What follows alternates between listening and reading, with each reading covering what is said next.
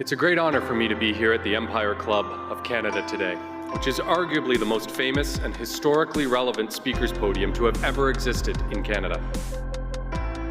It has offered its podium to such international luminaries as Winston Churchill, Ronald Reagan, Audrey Hepburn, the Dalai Lama, Indira Gandhi, and closer to home, from Pierre Trudeau to Justin Trudeau. Literally generations of our great nation's leaders, alongside with those of the world's top international diplomats, heads of state, and business and thought leaders.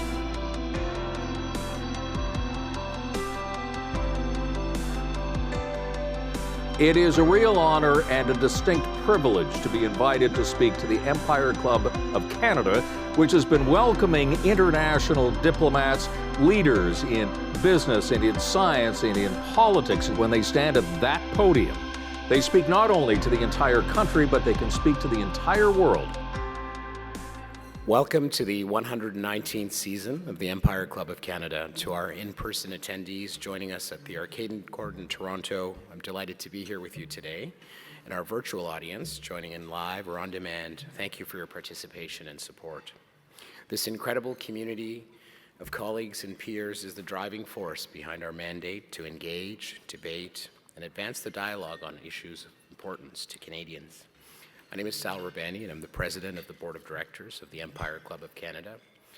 To formally begin this afternoon, I'd like to acknowledge that we're gathering today on the traditional and treaty lands of the Mississaugas of the Credit and the homelands of the Anishinaabe, the Haudenosaunee, and the Wendat peoples. Would also like to acknowledge that today we have Chief Bruce and Chief Cornelius from the Treaty 9 communities of Marten Falls and the Webequie First Nations attending virtually. Welcome. This season, the Empire Club strives to bring you divergent and thought-provoking perspectives on issues that matter most to Canadians. Today's conversation will amplify the complexities involved with an opportunity to advance Ontario's position in a leading industry. I hope today's discussion will give you a positive perspective on what is possible to achieve when we work together and when we look for opportunities and challenges and take shared responsibility in managing Ontario's development. Turning to today's program, I want to recognize the Empire Club's distinguished press presidents, and I'd like to acknowledge my good friend Antoinette Tumilo, who's joined us here today. My fellow board director, Marcia Sika, who tirelessly was instrumental in putting a bunch of time to make this event a reality, and we couldn't have done it without you. Thank you very much, Marcia. And to our staff and volunteers, thank you for your contributions in making this event a success. The Empire Club of Canada is a not-for-profit organization, and we'd like to recognize our sponsors who generously support the club and make these events possible and complimentary for our online viewers to attend. Thank you to our lead event sponsors, Pear Tree Canada, SNC Lavalin. Thank you to our VIP reception sponsors, Hydro One and LaUna. And thank you to our supporting sponsor, Newport Aviation. And thank you to our season sponsors, Bruce Power and Hydro One.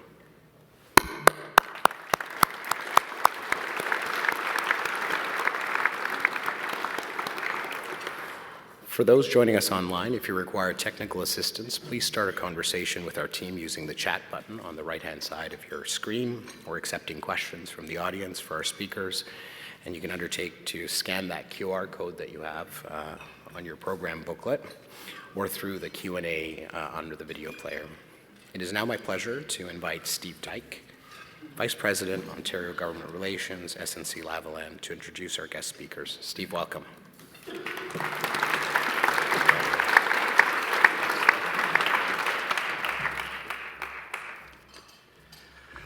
It's great to be here, in person with everyone. I have a word of advice as we, 2 words for you as we head into the holiday season, and it's absolutely important to say yes to that extra dessert, that extra treat.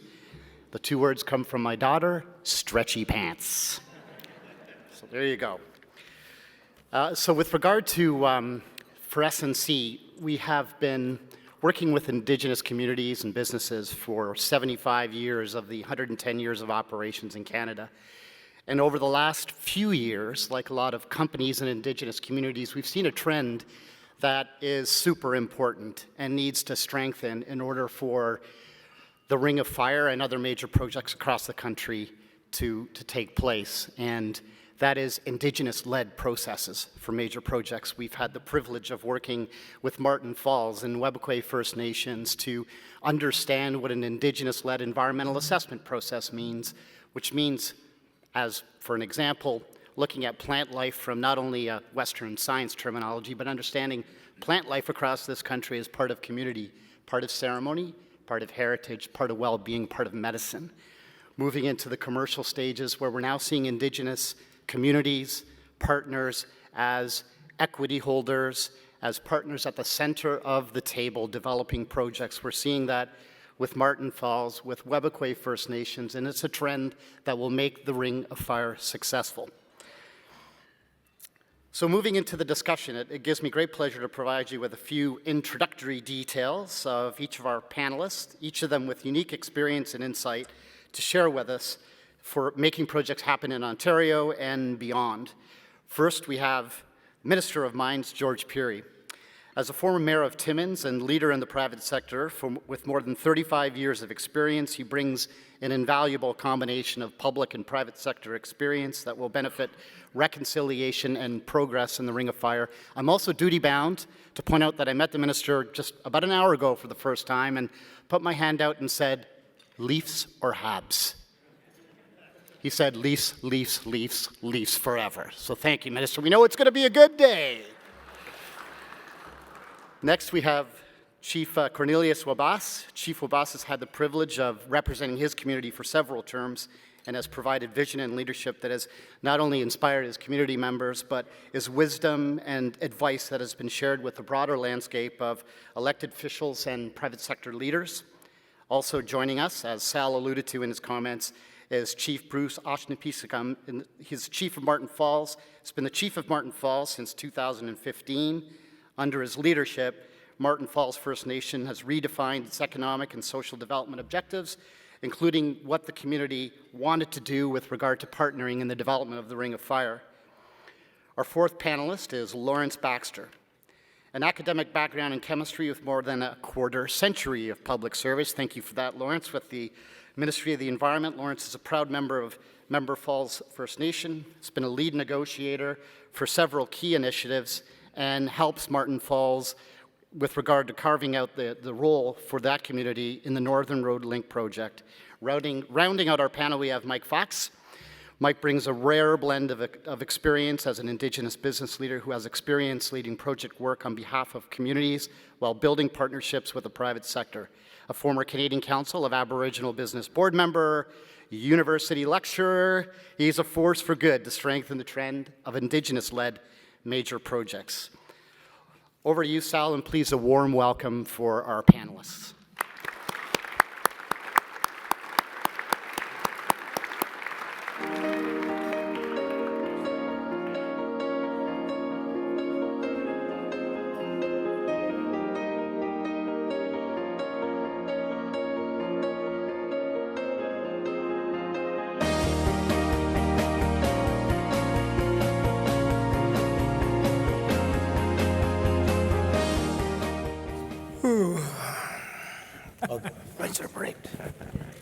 Good afternoon. Well, welcome. This is a highly anticipated conversation, and I'm very excited. And I know that we have two chiefs joining us virtually, and so we'll kick it off with some of the questions. And I do have a device here, and so please do submit some questions. And the first question is to Chief Wabasse and Lawrence. What kind of benefits will your community see from road infrastructure and potential mine development in your traditional territories, and how will it address the challenges and opportunities your communities are facing today? And welcome. Hey, good afternoon. My name is Cornelius Wabasse. I'm the Chief of Webequie First Nation. Bonjour, everybody. Welcome to the event this afternoon. Thank you for inviting me to speak about the road projects in the Ring of Fire area. But before I do, I wanted to share my deep appreciation, the fact that the Ontario Minister of Mines with the mandate for the Ring of Fire did come to our community of Webequie to learn about our plans, our projects, and our aspirations, our community aspirations. He came during our summer festival this summer, this year, and he met with and spoke with our youth and elders and kids and toured the community. We even took him to the airport, the starting point of the Webequie Supply Road, and we took pictures with the minister at the initial brush clearing of the proposed road to show him that Webequie is serious about the Ring of Fire.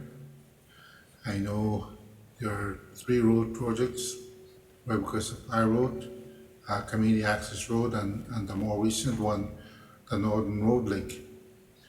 All 3 roads have different proponents, and all 3 roads have distinct purposes. Webequie and Marten Falls will name these roads in their own language in the near future. Hopefully a naming ceremony with the Premier and the Mines Minister. With that said, I think it's very important to know why we are doing this. As Indigenous-led environmental impact assessment will help our community to make informed decisions about potential impacts and many opportunities in the Ring of Fire road developments. For example, the supply road could help us move materials, supplies, and people from our remote Webequie airport to the proposed mine sites. We're going through this process because we are not opposed to development, but we want to make sure that any developments are balanced. We want to ensure that our members can participate and that the needs and the well-being of our people and community come first. Our approach is about building our nations from within. It is a building strategy based on our inherent rights and self-determination as First Nations. We want to be proactive, we want to be transparent, we want to be collaborative. But throughout the process, our community needs such as housing infrastructure and clean energy, where our First Nations must always be at front and center as the Ring of Fire develops. We want to make sure that Webequie and Marten Falls First Nations are not left behind on any potential community opportunities on our lands. Yes, we are stewards of our lands, but we're also stewards of our youth's future opportunities. I'd like to thank you and Miigwech for the opportunity. Thank you.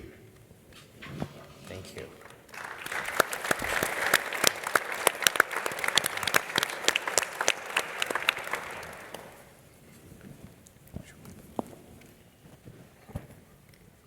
Chief Bruce, Hello. welcome. Thank you for the opportunity to be present at the Empire Club and this event that we hold today. I'm very glad to be here today. We're taking some time out from our Chiefs meeting today at in Thunder Bay. We're meeting with the Matawa Chiefs and we're glad to be here today to address some of the questions and some of the panel questions that we're going to be discussing today and taking part. As you may know, Marten Falls is a proponent for our community access road, Marten Falls Community Access Road, and we have a website, and it has a lot of information there that we've undertaken in the past few years. We're also a co-proponent with Webequie First Nation on the Northern Road Link that just recently started, and we're excited about that. You know, for us, these projects signal a start to something in the near future, something great in the near future for our communities. And we'd like to work in partnership with the industry and government with the many issues that we have at the table, but we also want to work with our First Nations, our Matwa First Nations that are also in close proximity to Ring of Fire, and move forward with our brothers and sisters at the Matwa First Nations. So I'll leave it at that for now, and thank you for the opportunity. Thank you very much. I think what I'll do is I'll actually just start with the minister, and we'll go through, maybe just have a quick round of introductions. I really appreciate everyone being here today, and I just wanted to maybe just ask if you might be able to say a few words, and maybe I'll start here to my right. Oh, yeah, I'm glad to be here. Look at this full house here. I always appreciate invitations such as this, and we did our best to try to get these two chiefs here, but they're in high demand and could not attend in person. So this is the second best option. Really glad they were able to lead that meeting. I'm the project manager for the Webequie Supply Road, as well as the co-lead with Qasim Sadiq. I don't know where is he? Is he here? There he is. That's the other co-lead. He's also the project manager for the community access road. So I just want everybody to acknowledge that we're the technical leads, project managing the environmental impact assessments for all three roads. Excellent, thank you. Good afternoon, everybody. Nice to see all smiling faces. And my name is Lawrence Baxter. Seems to me that I'm the go-to guy when the chief can't make these meetings.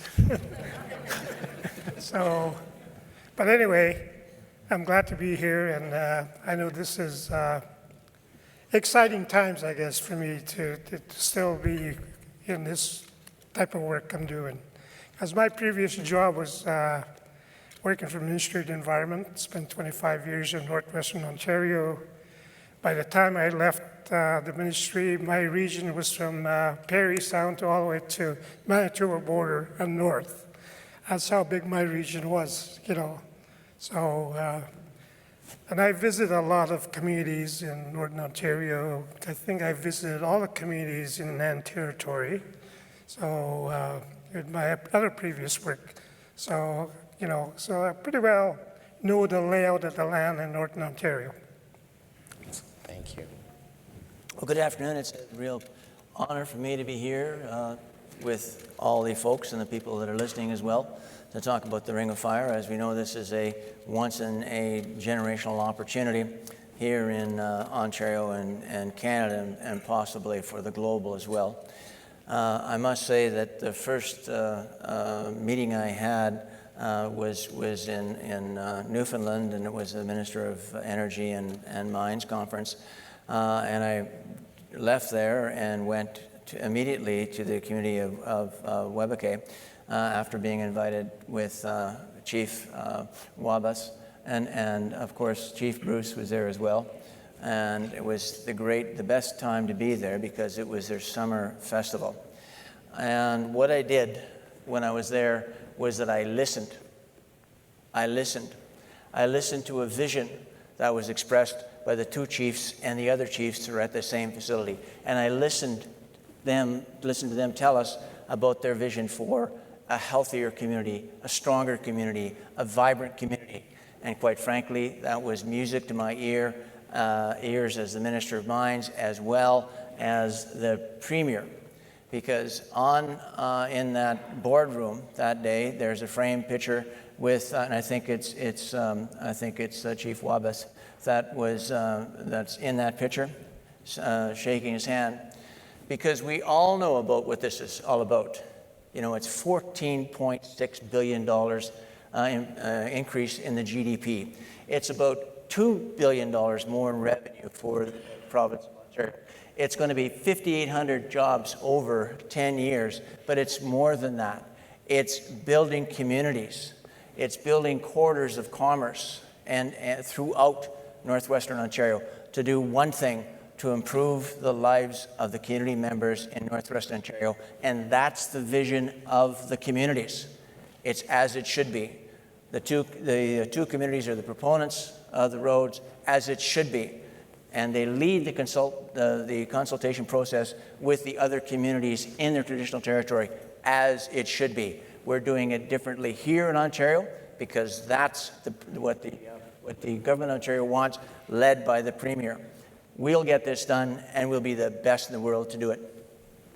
Thank you very much, Minister. And I think one of the keys is partnership. And, this has been a topic that we've heard about for some time, the Ring of Fire. And I wanted to ask the panelists, what have the conversations been like amongst officials and companies with interests in the Ring of Fire?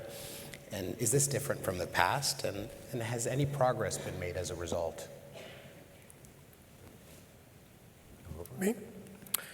Anyway, I think what's so different about this whole process that we're involved with is that, first of all, we are the proponents of the two projects that I'm involved with. We also have signed an MOAs with the province, which is very unusual. You never heard of those kind of stuff 20 years ago.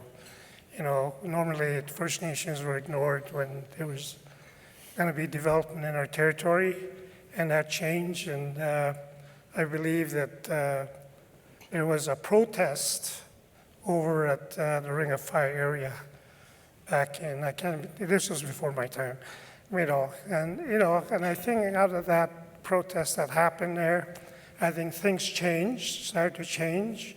And I think that it was really a wake-up call, not only for the industry, but also for the government. And so we made a lot of progress, since then. My brother was involved in that protest. And at that time, I think he was about 68 years old. And he took his snow machine from Nakina all the way to the Ring of Fire escort camp. And I was just up there at escort camp recently, and people still talk about him. So he's a legend up there. So that's a good story, right? And he said, he says, I was there for over a month, and everybody abandoned me. He says, it ended up, he says, that the mining camp was feeding him. So, so it's a good story. And those are kind of stories, we like to hear, how everything gets evolved over time, And I think that's what we're trying to do here, evolve this transition to, how to communicate with our communities, how to communicate with government and industry. And I think that's what we're doing. So we're always pushing for that. Excellent, thank you. Yeah, so before you probably guys heard about the regional framework agreement, it was sort of this collective approach to try to come to a set of principles and a process towards the Ring of Fire. It failed. It totally failed. It didn't go anywhere, despite the millions of dollars that were poured into it. And this new government decided we're doing bilateral with host for willing communities. And so that's the key distinction in this process, where Marten Falls and Webequie said, we have a vision, we have aspirations, and we want to lead it. Not you guys, Ontario. You guys can support it, and we'll lead it. And that became the process of the Indigenous-led EA, and that became qualitatively different in terms of changing the relationships for everybody. That includes dealing with regulators who had to sort of learn about the Indigenous principles, the provincial principles, as well as the federal and integrating all that into a process that's Indigenous-led environmental impact assessment. And I think that's what's enabled, sort of the continuation, the momentum, and looking at other aspirations within sort of that region. That doesn't mean the other communities are not involved. There's, you guys probably hear in the news, the flare-ups. We capture that in our record of consultation. We have probably the most rigorous, robust record of consultation as Indigenous-led projects, whereby it's probably almost weekly that we offered attempts to engage, to consult, almost on nation-to-nation basis, from one council to another. So we have uptakes on that. Like we've been to probably 3-4 communities where that nation-to-nation discussion is happening, and then you get other subset, because we have 22 communities in our list of communities we have to engage in. And then you have the communities that want more, right? And so they may not want to engage us directly. Sometimes they engage us through the media, through their lawyers, but we're always open, at one point. And I think that's what's transformative. I think that Ontario is happening. I think even with Hydro One, with their recent announcement, 50% ownership of transmission lines. Now, that's probably shook the boots of the utilities across the country. No one, those utilities, they don't like anybody touching their lines, kind of thing. So that enabling mechanisms, and that kind of vision across Ontario is what's making things happen, especially in this area. Minister? Yeah, obviously, the government of Ontario had a huge part to play by the fact that they're actively involved in the process. $1 billion committed by the province to make sure that this process is going to be funded, that it was going to be supported fully by the province and the Premier. And this is an all-of-government approach for the government. This is, of course, we're looking at this much bigger than just a mining project. This is a corridor that will see transmission, Wi-Fi. They'll see the electrification of the communities, and as well as the roads. So this is transformational. We see this as being transformational as well from the point of view of the fact that we're supporting the process, and the process is led by the Indigenous communities, because this is the vision for the communities.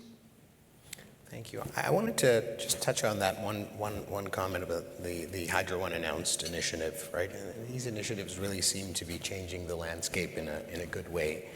What is the implication, to support infrastructure development specific to the Ring of Fire as it relates to this type of an announcement? Michael? I think it adds to the layers of aspirations. When you have an enabling environment like that and potential partners. I mean, was it 4 or 5 remote communities in the Matao area? They're not connected. On the west side, it's Wabasse Power, and they're getting connected, through transmission lines. And the east of them is Five Nations Energy. Those James Bay communities are connected. So you have a set of communities in the remote Ontario where they're not connected, and so they probably see that, feel that, and have visions around that. Thank you.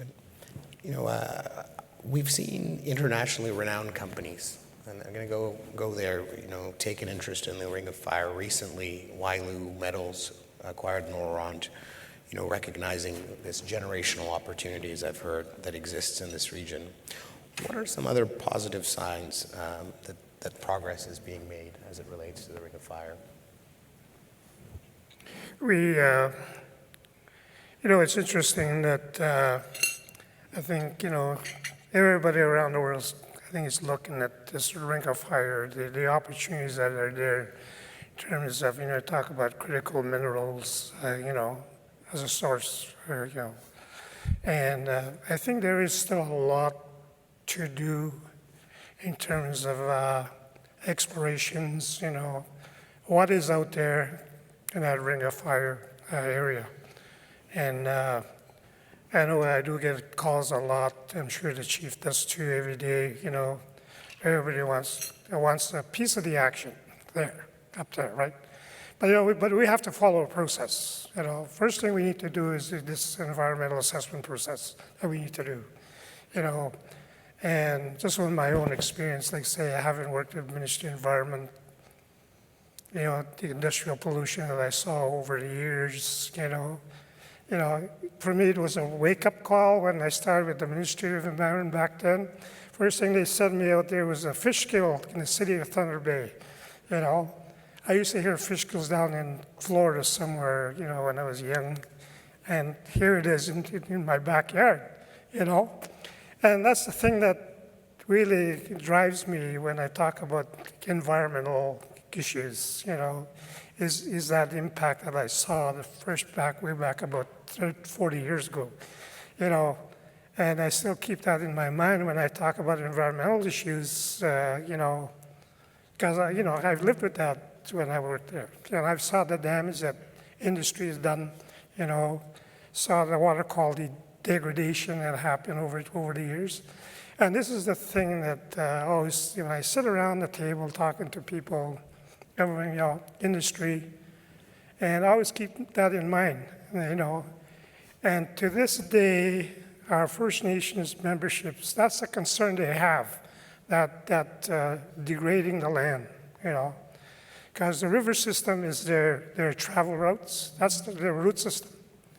You know, when they travel, they just take a pot of water from the river, you know, they drink that water.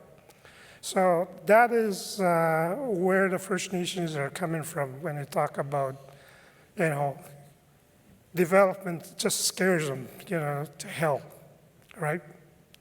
And that's what we're trying to avoid when we sit around the table with industry, government, you know, government regulators.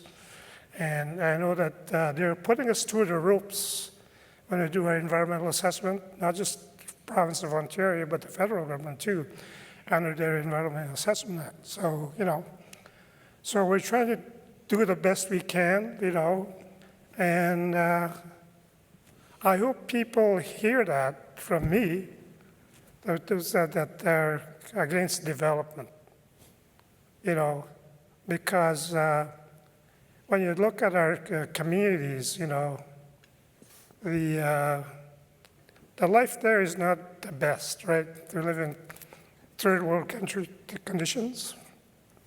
And so this is what we're trying to, you know, to better the lives of our future generation. I think that's what we're talking about here. You know, looking at job opportunities and, you know, maybe training opportunities. And I think, you know, you know, as I've looked at people from our communities, you know, like I said, I've been to all the communities in Nan Territory, and, you know, people are happy the way they live, but, you know, but the life could be better, you know. I remember one time I went to one community and we were talking about self-government. And these elderly people said, you know, I'm happy the way I am. I got a roof on my head, you know, but I think the young people want something better than that today. You know, I think they want a good education, they want a good jobs, and I think we're doing the right thing, trying to find, like, you know, something that's going to be beneficial for our youth. And that's the way I look at it, you know. So hopefully that, you know, we accomplish something, you know. And I think what we're doing right now, at least the two communities, is very tangible, what we're doing here. You know, we're not sitting around the table anymore and talking with chiefs and elders, you know, we're moving forward. So I think that's really the key, and I think we need to sustain that we move forward. Thank you. I want to build on that, and I'd like to ask Chief Bruce, you know, what do you hope, and Chief Wabasse, you know, that projects like the Ring of Fire will bring to the future of our communities and for the future of the youth, as we talked about? Good day. Thank you for that question. For us, you know, as Lawrence said, it means improving the quality of life for our members and for our communities. Like, from what I understand from the proposed Ring of Fire development, this will be the one of the largest developments in Ontario, and, you know, in relation to mining, just because of the size of the potential deposits that are there now, and the future the future exploration finds in that area. It's ongoing. I don't think all of the claims have been quantified, but getting back to the question, for us it means moving towards self-determination, self-sufficiency, and alleviating the dire conditions that the communities are in now. Communities surrounding the Ring of Fire.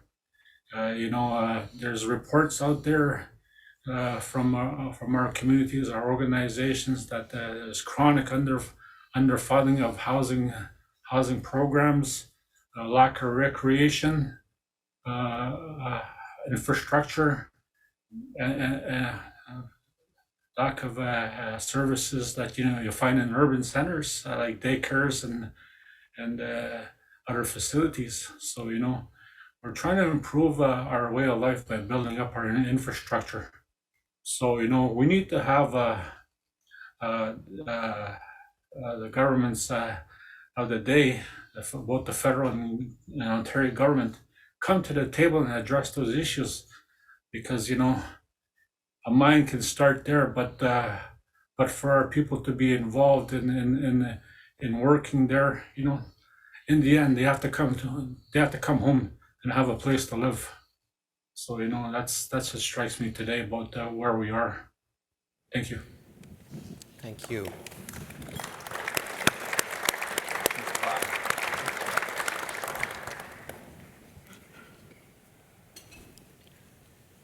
Chief Wabasse? Yeah, good afternoon, everybody. Yeah, for Webequie, I think, it's an opportunity for our community as well, too, in terms of improving our community infrastructure, and also other services in our community, including education and health for our community. So we look forward, to working together, with government, with other First Nations as well too. For Webequie, we do have a vision of our own for our community, where we develop, a system that can sustain our community in the near future. For us, we have our reserve, which is the tier 1, and then we have the second tier, which is our way of life, where we want to keep our culture and also introduce or work with our people in maintaining our culture. And the third tier would be the opportunity where we would have agreements with government and also industry. It would be a mutual benefit area for our people, where we would get our resources to be able to develop 1 and 2. So it's a vision for our community. I'll also have said previously that as the Ring of Fire develops, that we want to see parallel activity in our community as well too. Our communities develop in parallel with the Ring of Fire development, as we move forward. And I think we have made a lot of progress moving towards that. But I think we need to be more active in that sense to accommodate our vision. Also, that we need to be cognizant of the other First Nations, their concerns as well too. So we need to be able to to be open and work together and come up with some solutions or some options that can work for us and all parties as well too, as we move forward. So we're very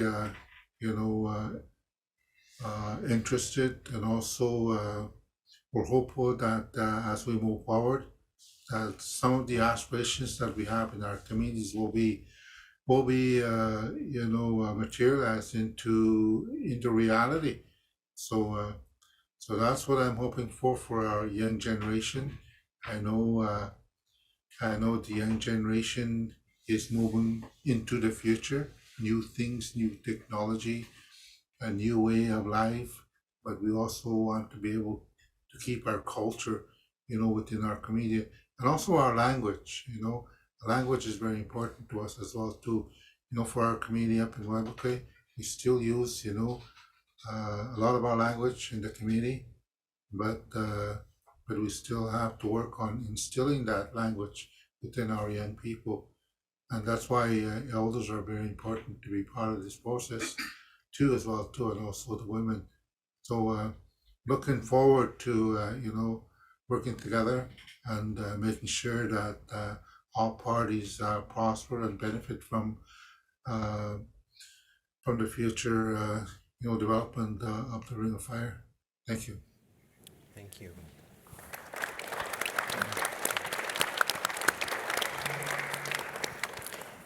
Minister, I might ask you a question now. There's a lot of geopolitical pressures that we're facing globally. And so, when you think of the Ring of Fire, how is that relevant in terms of your strategy, your critical mineral strategy, and how does that factor in some of these? Well, certainly everybody in this room is aware of what's happening in the Ukraine with the illegal attack by Russia attacking the Ukraine. We know, and everybody around this room knows exactly how it's impacted the supply chains. Europe right now is being held ransom because Russia holds most of the energy that Europe owns. We all also know that, in fact, the Chinese control most of the production of rare earths in China, and also control the cobalt that's produced in the Congo.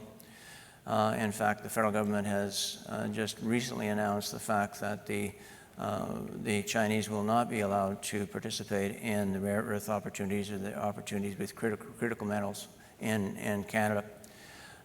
So that's an obvious sign that that should be everybody should be aware of the fact of what the type of world we live in right now. And fundamentally, when we look at the Ring of Fire and other areas in Ontario that we have that hold critical minerals, this is an unbelievable opportunity to match the mineral potential in Ontario, Northern Ontario, the Ring of Fire being the largest undeveloped source of rare earths and critical minerals, perhaps in the globe, to be matched with the processing in other parts of Northern Ontario, but the manufacturing facilities in Southern Ontario. So we end up with a secure supply chain. And again, I think finally, those in the mining industry have known how important this is, but finally, I think the citizens of Ontario realize how important it is to have secure supply chains. We have a real team Ontario really on this project. Every single day, and we're expecting more in the next couple of weeks, significant announcements on the investments in battery minerals, technology and EVs in Ontario, and matching them with the mineral potential in Northern Ontario is really what must happen if we're going to have a secure supply chain. The real opportunity here as well is, of course, to have full participation. We've got good relationships with NRCan and the federal government, but more now than ever, we need the federal participation in funding. As you know, the province has announced $1 billion investment in this infrastructure, and it's now the time for the federal government to get their pens out and sign a check. The opportunities with the Indigenous community has been well expressed, and their vision on what they see that will accrue to the communities for healthier and stronger communities. So this project and these projects do exactly what's required for all of society, not just in Ontario, but in Canada. Thank you. We have I think a few minutes left and a bunch of questions that have come in, so I've got my other phone here. And I want to just ask this group, and one of the questions is, what is the best way to build a respectful relationship with other chiefs that may not currently support the development of the Ring of Fire? Any words of wisdom, any thoughts there? I think it's there, the relationships. I mean, like Treaty 9 chiefs, they're part of Treaty 9, and they work with each other, in other forums, within that treaty area, outside the treaty area with the Chiefs of Ontario. I've seen them at the Assembly of First Nations last week. So it's there for certain things, and then there's issues that has to be worked out, and I think part of it's this UNDRIP, United Nations Declaration of the Rights of Indigenous People, and people focus a lot on FPIC, the Free, Prior, Informed Consent. There's many other clauses in there that's being invoked by these two communities, right? So the right to self-determination. So you got to think about that. Indigenous aspirations, presupposes Indigenous autonomy, which it sort of equates to Indigenous agency. So I think these two communities really, they're not there to be victims of development, but agents of development in a way that's going to balance their environmental stewardship responsibilities and improve the quality of life for their communities. I mean, that's the message that they're trying to convey, I guess, to their peers, in the region and elsewhere. But just like as a part of the geopolitical dynamic is the environmental NGOs, that come in there, ends up being sort of proxy voices, for different interests. And so we deal with that too, in our process. So we invite them, if they got things to say about the road that, they want to shape it, enhance it in a way where we're there to listen. Thank you. Yeah, of course, my career was all in mining.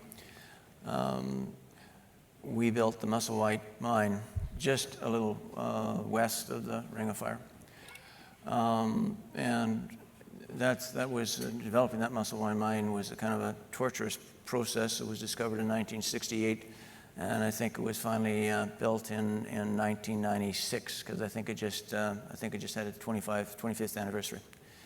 And back in the early 90s, we were already negotiating with the five nations that were going to be signatory to the agreements that were going to be required for to get the MOU signed and IBA signed. And let me say that the toughest thing that you can gain is trust. So if in fact you're going to be successful in any of your negotiations with the First Nations, trust is absolutely essential.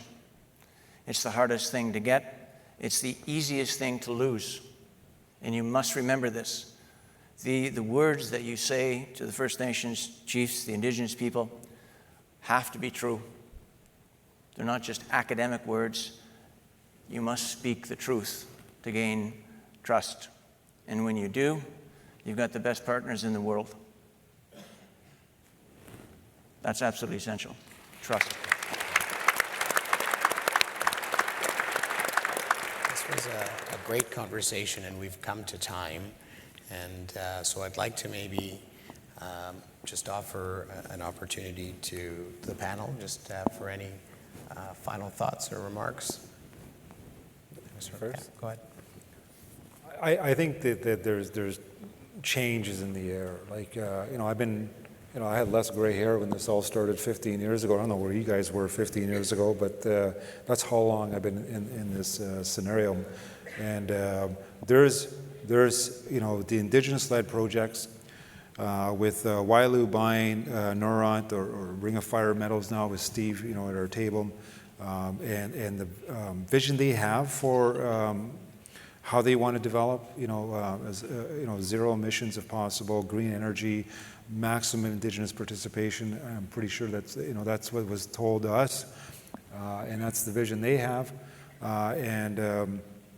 With Ontario, I mean, what matters is the two communities right now. Supporting them with the momentum because they're going to make it happen. And they're there to facilitate, not frustrate. Thank you. Well, I like to agree with Minister Pirie about having trust. Remember years ago, I was a chief back then, back in the 90s, and I was dealing with a forestry company. And I was telling my mother about that we were getting involved in a forestry company, and they were going to do a number of things for the First Nations. And my mother says, "Kunda mawin." That means, it's probably not true. Is what she said.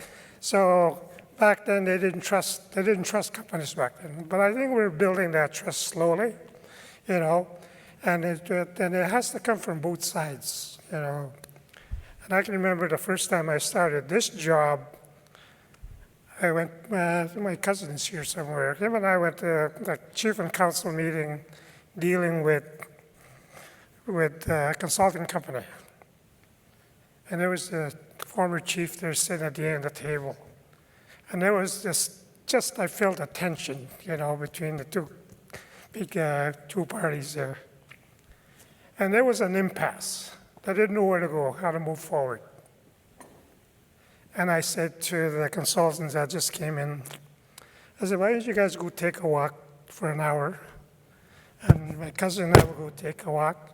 I said, you chief and council, you make a decision how you're going to run this meeting, So we left, both of us. They came back, I think that was the start of our working together as a group, that it doesn't have to be hostile, immediately, right? Those hostilities sometimes probably will generate themselves as you go down that route, because you're going to have disagreements. How are you going to move forward, right? It's just a fact. And, sometimes we have to be very conciliatory from time to time to move forward.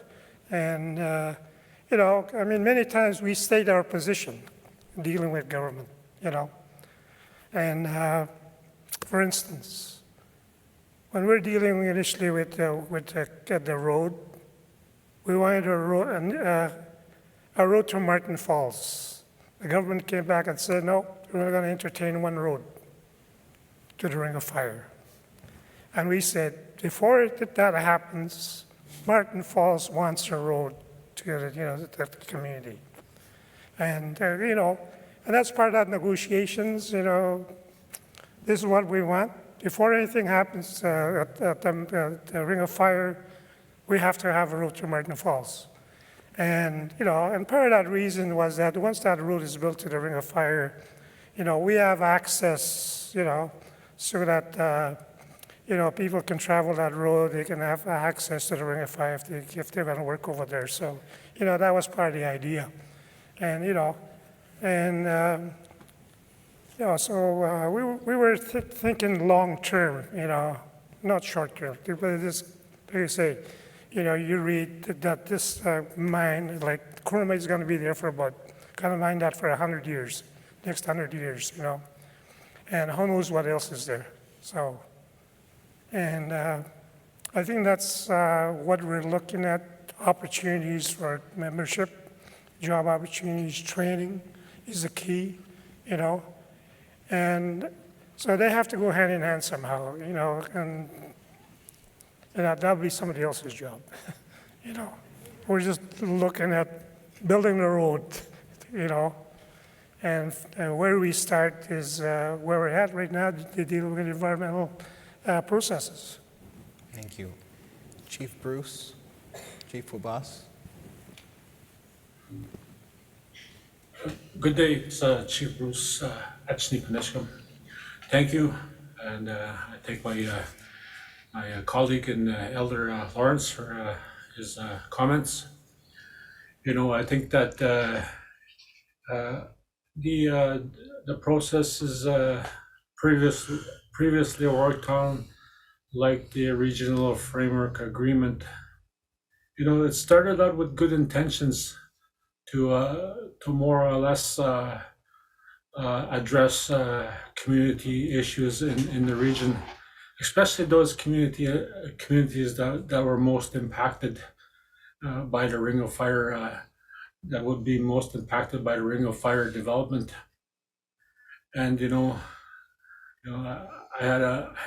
had, like Lauren said, we had worked with the previous government and set forward that the previous Ontario government, that we set forward that this is our initial request from the government, that we not be left behind in any development, and that you have to prove your words are right. The words of trust that the minister has spoken today, that he holds, and that mutual respect, and that relationship that will be built with the First Nations in the region, especially those First Nations that are like the Matwa First Nation communities that will be impacted by the development. We have to find a way to address their concerns. And my question is, to the government would be, why not start a process so that a table again, so that we may address those issues, because as I see it, if we don't have the willing participants from other communities in the nearby area, things will be delayed and even halted. There's that potential scenario that may happen, because Aboriginal and treaty rights have gotten stronger over the years, and many First Nations have won court cases, and that's what I think Industry Canada wants. You want project certainty. We want certainty in the issues that we put forward to government, and we can no longer be ignored. Thank you. Thank you. Thanks. Thank you for the opportunity to discuss the issue about development in our area. I see a lot of potential there, opportunities, training, and prosperity for our communities, and I would like to see us working together, developing a relationship that can move us forward to a better future for our communities, especially our young people, our infrastructure in our communities. Like I was saying, I'd like to see parallel activity happening in our area, where we see development happening in the area, and we see development happening in our communities at the same time, and also to have the resources to be able to have education, health, and the well-being of our people throughout the process of developing the Ring of Fire. We want to be left behind, like we said, and we like to see good relationships, and also an opportunity to be involved in the process like we are now, and we're looking forward to be able to accomplish a lot of good things for ourselves and our communities, all those that are involved in the process. So we look forward to good relationship and being able to understand each other as we move forward. Thank you.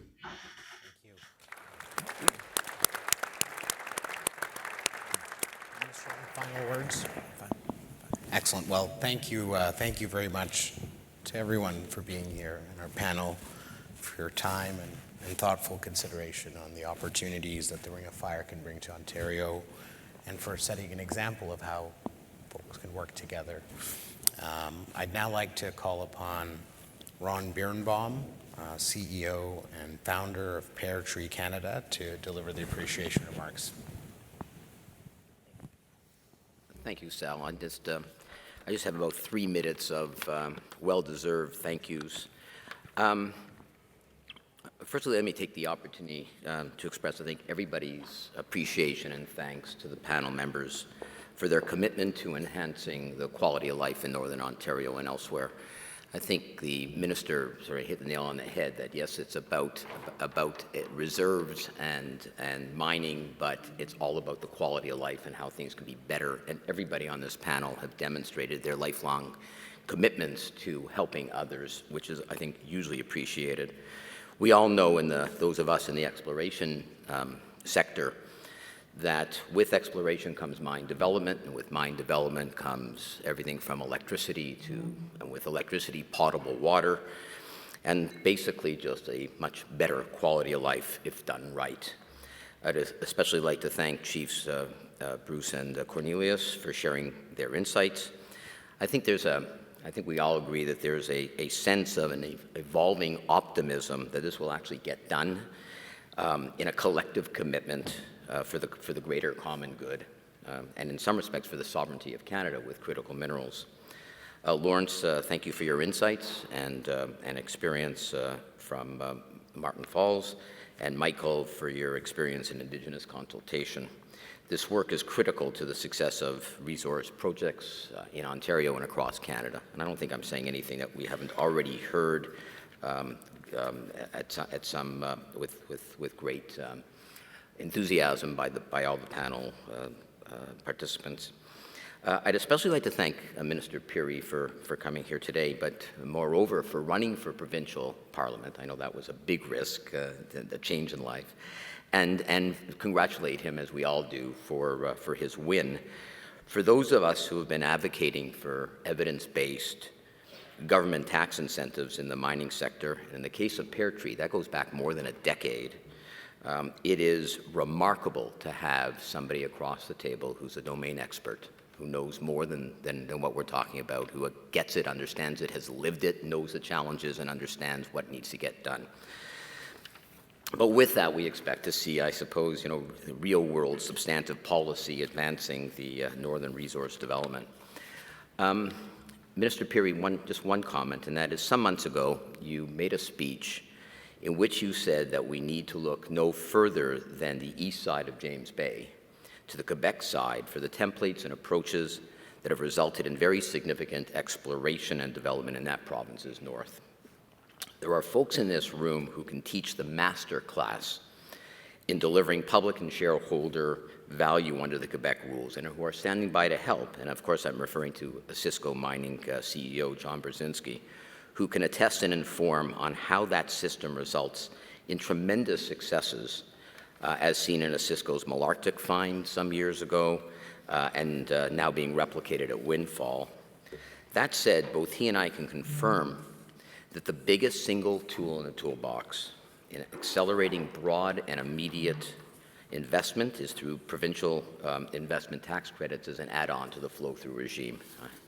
Mr. Pirie, you've heard this from me before, but by way of very real-time example, and then I'll conclude, on April the 7th of this year, the federal government passed a critical mineral tax credit. Last year, Pear Tree did just over $500 million in flow-through, of which less than 3% were in critical minerals. In the first quarter of this year, less than 3% were in critical minerals. Since April the 7th, we have done $80 million in a dozen deals. That's $80 million of flow-through investment, which results in $80 million of accretive jobs in the north. Of those dozen transactions, only one was for Ontario. Of the $80 million, $60 million was for Quebec exploration in critical minerals. There's a direct causal line between a tax credit and taxable activity in the north. The Quebec tax credits outperform the Ontario ones. And again, and it would be very helpful and suggest to you, sir, that as a first commitment, that the Ontario tax credits be increased as a first step for critical minerals and then expanded, because we'll see the activity that we all want to see in the north and in the Ring of Fire. Really hope that 3 years from now, we, at another lunch such as this, and we'd be happy to sponsor it, that we look back and celebrate your successes, Minister Pirie, and seeing greater investments in Ontario's northern communities, and the good that comes from that investment. Thank you all for joining us today for this really important conversation.